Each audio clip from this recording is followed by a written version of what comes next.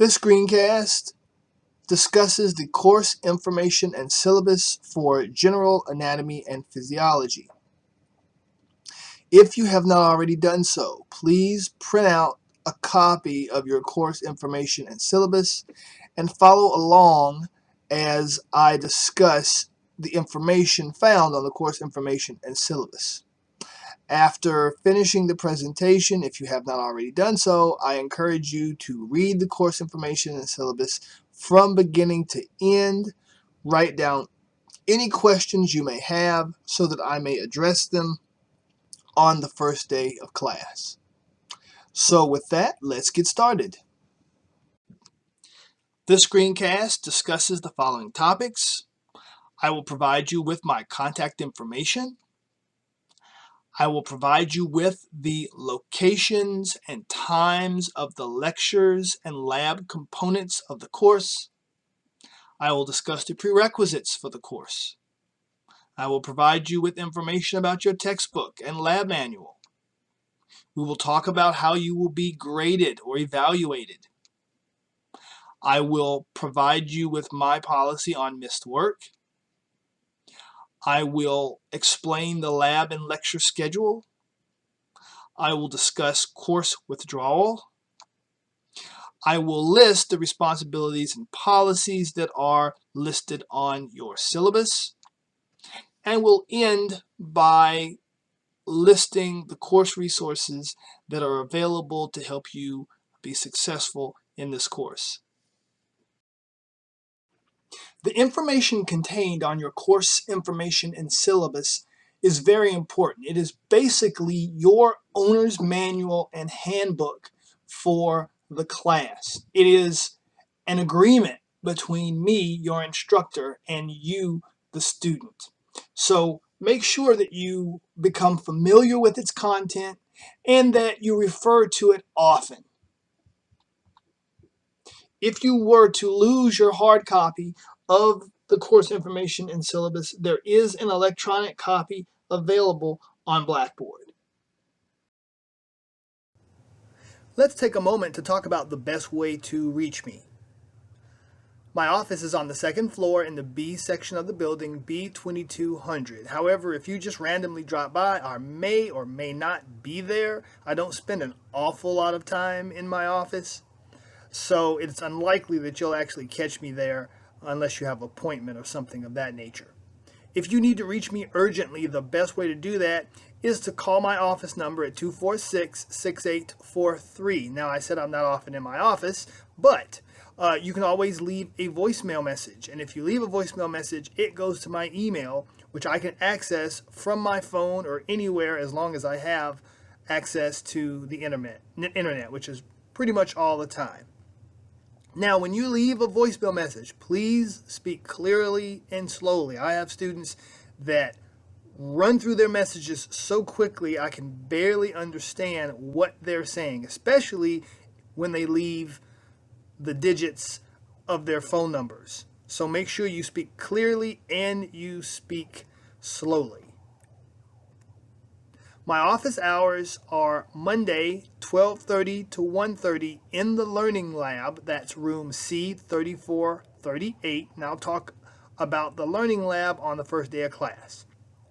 On Thursdays, I have office hours from 12:45 to 1:30 p.m. in room E3885. And that's the room that you have your regular weekly labs in.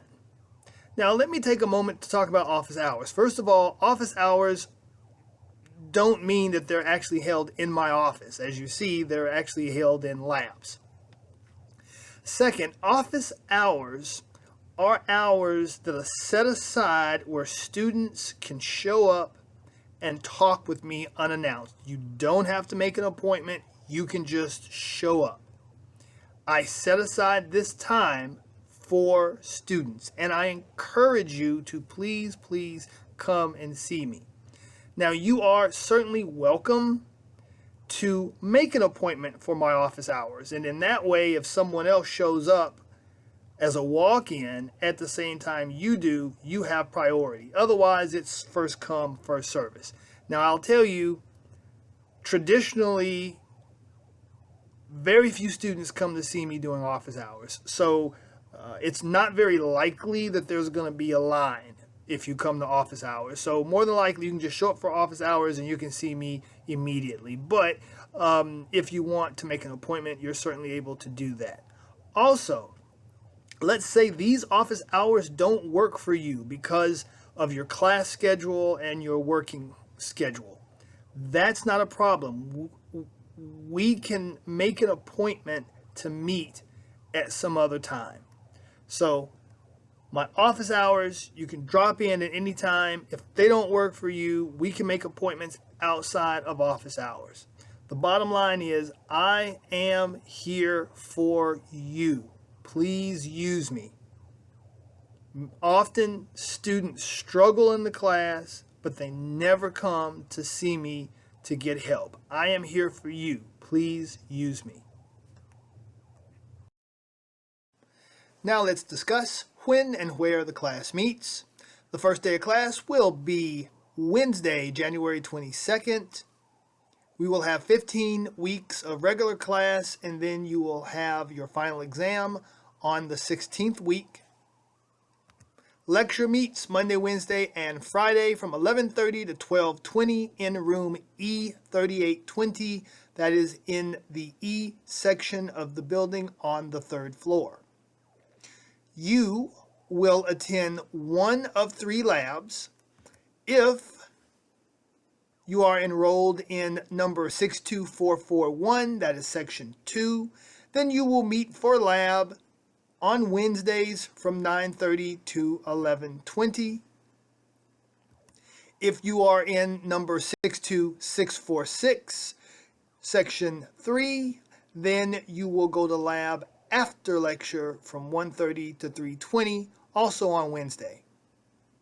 If you are registered for number 62440, then you are in section 1 and you will attend lab on Fridays from 9:30 to 11:20. All labs are held in room E3885. That's also in the E section of the building, 3rd floor. It's basically around the corner from our lecture hall.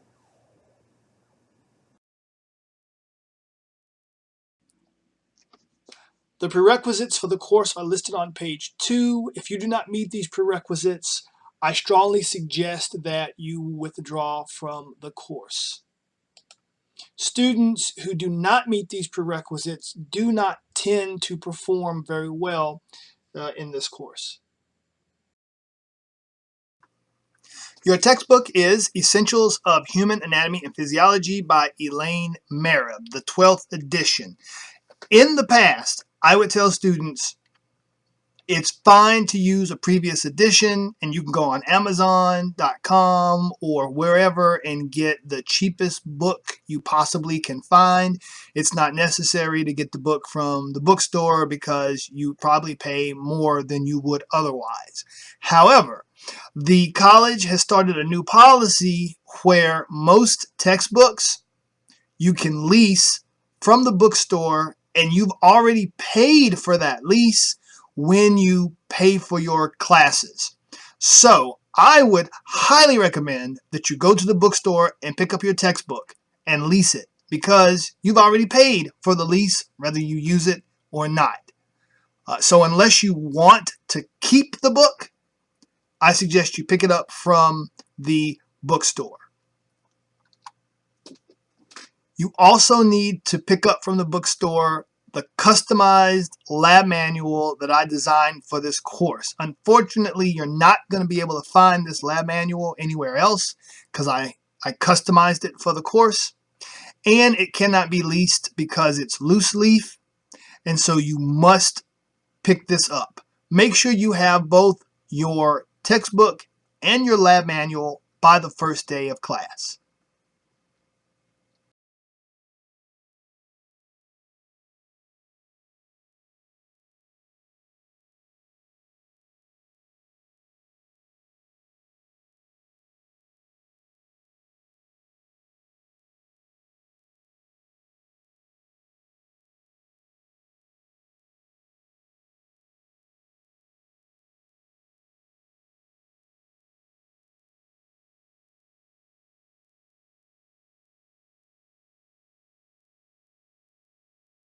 Grading information is found on pages 2 and 3.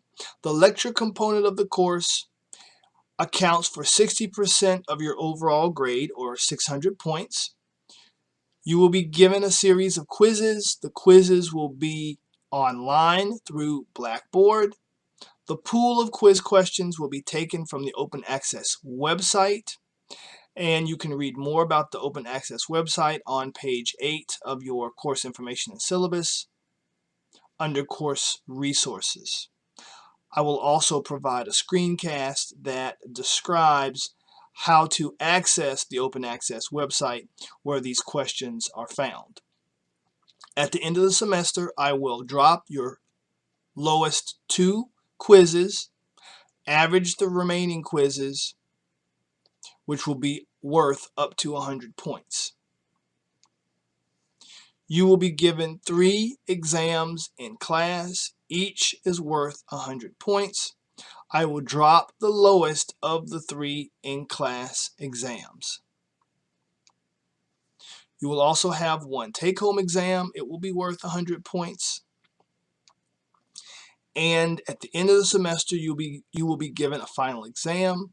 Half of the final exam will cover new information. Half will be comprehensive, covering the information from all the previous exams. The final exam will be worth 200 points, or 20% of your overall grade. The remaining 40% of your grade comes from lab. You will have 3 lab practicals, each worth 120 points, and various pre-labs that you'll have to complete throughout the semester, and they total 40 points for 400 total points. You'll also have weekly quizzes, but the weekly quizzes are extra credit. You can obtain a maximum of 20 extra credit points from successful completion of the quizzes. So in summary, the lecture portion of the course is responsible for 60% of your grade. You will have 3 exams. I will drop the lowest exam, so 200 points will come from your 3 in-class exams. You will have various quizzes throughout the semester in lecture. I will drop your lowest 2 quizzes, average the remaining quizzes, and you can get a maximum of 100 points from those quizzes. You will also have a take-home exam worth 100 points, and then a final exam which will be worth 200 points, or 20%. So for a total of 600 points, or 60% of your final grade. The lab portion represents the other 40% of your grade. You will have 3 practicals. Each are worth 120 points. And the pre-labs will be worth 40 points for a total of 400 points, or 40% of your grade. Add the 600 points to 400 points from the lab, and you have 1,000 points. You'll find the grading scale on pages 3 and 4. It is self-explanatory, so I will not go into greater depth. Your grades will be posted in the Grade Center of Blackboard, and they'll be updated regularly. So you take an exam, I grade the exam, I post the score, and I update your overall grade. So you should know at any given time in the course how you are performing. I am always amazed by the number of students that have no real idea how they're performing in a course. You should know at any given point in my course or any other course where you stand. How do you know if you need help, or how much additional time you need to spend in a course if you don't know how well you are performing? You should know at all times how you're performing in a course. Let's talk a little bit about missed work. First, let's start with lecture. Makeup quizzes are not allowed. If you recall, quizzes are going to be accessed through Blackboard. They're going to be online. You're going to have at least 48 hours to take a quiz. So you have ample time to access Blackboard and take your online quizzes. If you miss a quiz, you will not be allowed to make that quiz up. Remember that I do drop your lowest 2 quiz grades, so if you get sick or you space the quiz and you don't take it, although you will get a 0, it will be dropped. However, you don't want to do that more than once or twice because I only drop the 2 lowest quiz grades. With respect to exams, I do not allow makeup exams. If you do not show up for an exam, you will get a 0 for that exam. However, if you tell me ahead of time that you have a schedule conflict, you're going to be out of town, or you have something scheduled on the same day as an exam, I am very willing to make arrangements for you to take that exam at another day and time, typically prior to the day and time of the scheduled exam. So while I'm not very keen on makeup exams after the fact, I am very open to arranging alternate days and times for taking an exam if you have a scheduled conflict. Again, although I do not allow makeup exams, I do drop your lowest exam grade. I do know that things come up. I've had students have car trouble. I've had students get sick, and they either are too sick to sit for the exam or really aren't able to study because of their illness. Although they get a 0 if they don't show up for the exam, or they don't do well on the exam because they were sick, remember I drop your lowest exam grade without question for those precise reasons. Later in the semester, you will be assigned a take-home exam. That take-home exam will be open book, open note. I will encourage you to sit and discuss the take-home exam with other students. It should be a good grade. However, if it's late, there is a significant penalty. 20 to 25% will automatically be deducted if it's late. 30% will be deducted if it's more than a week late. So key to performing well on the take-home exam is ensuring that it is turned in on time. Let's talk about Miss Lab quizzes and practicals. There will be no makeup for lab quizzes. Lab quizzes are extra credit. They're given at the beginning of lab. If you're there for the quiz, then great. If you're not, you get a 0. Again, they are extra credit, so I do not feel the need to allow makeups. Practicals. If you have a schedule conflict coming up with a practical, arrange with me ahead of time an alternate day and time that you can take the practicals. If you become ill or something unforeseen occurs and you can't make a practical, contact me as soon as possible so that we can arrange for you to make up the practical. There will be a 10% reduction in score on any makeup practical. A tentative class schedule is shown on pages 7 through 9. So I show you the dates of all the lectures and all the topics. I show you the dates of all the exams. I show you the chapters that will be covered on each exam. Now, this is a tentative class schedule because some things are set in stone, other things can vary. And let me explain what I mean. The order in which we cover the chapters in your book per this schedule is set in stone. The chapters that are covered on each exam are set in stone. What's not set in stone and can vary are the exact dates that we complete one chapter and move to the next, or the exact date that we have an exam.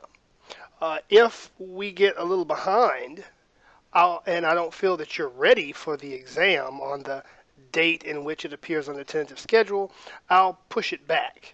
Often the exams are pushed back because it typically takes me a little longer to cover the material than I have actually placed in the schedule. So that is what is tentative. That's why I call it a tentative class schedule, because that can vary. The exact date that we finish one topic, go to the next. The exact date that we have an exam can vary. But the order in which we cover these chapters, the chapters that are covered on each exam, that will not change.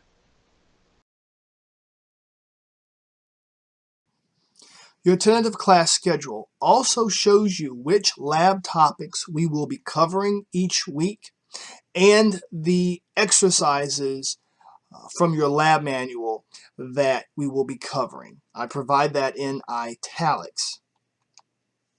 I also show you the dates of all of the practical exams. Again, a practical is simply a lab exam. For example, if you go to week 6, you will see that that is your first lab practical.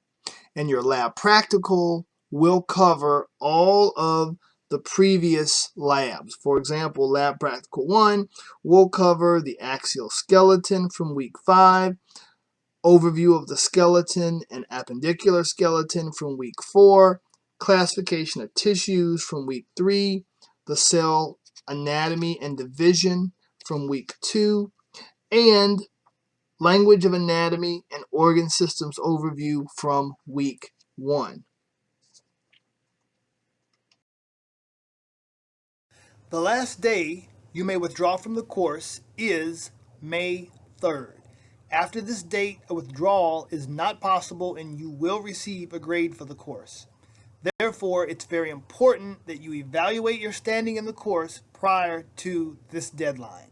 I encourage any student considering withdrawing from the course to meet with an academic advisor prior to finalizing their decision, especially if you receive financial aid. If you have difficulty during the course, please contact me as soon as possible. If you have trouble, don't wait. Come see me. I do want to emphasize that as your instructor, I do not have the power to withdraw you from the course. You must do this yourself, and you must do it by the deadline of May 3rd.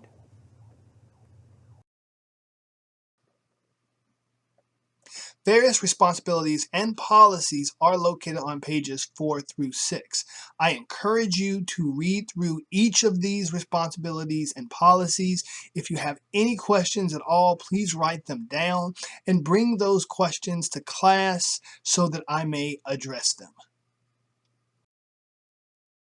You will find a list of course resources toward the end of the course information and syllabus. They are self-explanatory and I'm not going to elaborate on them here, with the exception of the Anatomy and Physiology Place Open Access website. I do want to spend a couple of minutes to tell you a little bit about that site. The Anatomy and Physiology Place Open Access website is a resource that is provided by the publisher of your book. You do not need an access code or a password to access it. So regardless of whether you got a used book or a new book, you will be able to take advantage of this resource. I've provided the URL here on the slide and also in your course information and syllabus. It's not the nicest and certainly not the shortest URL in the world. I've also have various links to this website from Blackboard. I want to encourage you to take advantage of this resource. There are practice quizzes, review exercises, and various learning activities to help you practice and learn the content of your textbook and this course. Now let's review the topics of the screencast. I provided you with my contact information. We discussed when and where the lectures and labs take place. We discussed the prerequisites for the course. I provided you with textbook information, both for the textbook and the lab manual. We discussed how you would be evaluated or graded. We discussed missed work. I talked about the lab and lecture schedule.